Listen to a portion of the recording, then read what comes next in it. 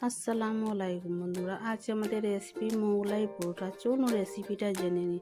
300 মতো ময়দা নিয়েছি, স্বাদ মতো নুন দিয়েছি, সর্ষে তেল দিয়েছি 1 বাটি। ভালো করে ময়ান দিয়ে দেবো। ময়ান দেওয়া হয়ে গিয়েছে, অল্প অল্প পানি দিয়ে ডোটাকে তৈরি করে নেব।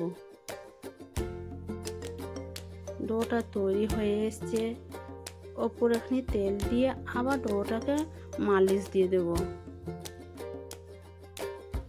মালিশ দেওয়া হয়ে গিয়েছে, 5 মিনিটের মতো ঢেকে রেস্ট দেবো। এদিকে 2টো ডিম সেদ্ধ দিয়েছি, একটি গ্রেটারের সাহায্যে গ্রাইন্ড করে নেব। আলু আর ডিম দুটোই গ্রাইন্ড করে নেব। হয়ে গিয়েছে, একটা প্লেটে ঢেলে দেব।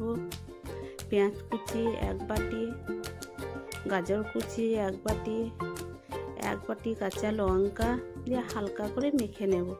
1 চামচ নুন দেবো, 1 চামচ জিরে গুঁড়ো, 1 চামচ কাশ্মীরি লঙ্কা গুঁড়ো, সামান্য হলুদ দিয়ে আবার মেখে নেব। মাখা হয়ে গিয়েছে, এবার 3টে ডিম দিয়ে দেব। 2টো ডিম দিয়ে ভালো করে মেখে নেব। আবার একটা ডিম দিয়ে দেব। মাখা হয়ে গিয়েছে, এদিকে 5 মিনিট পর ফিরে এসেছি। এবার লুচি কেটে নেব। হাতের সাহায্যে এখানে গোল করে নেব। এখানে ময়দা ছড়িয়ে রুটি মতো বেলে নেব। বেলা হয়ে গিয়েছে, ডিমের মিশ্রণটা এবার দিয়ে দেব। দেওয়া হয়ে গিয়েছে,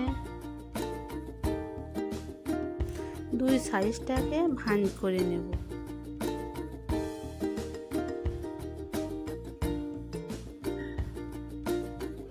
ভাঁজ করা হয়ে গিয়েছে, এদিকে একটা প্যান নিয়েছি, প্যানে তেল দিয়ে দেব।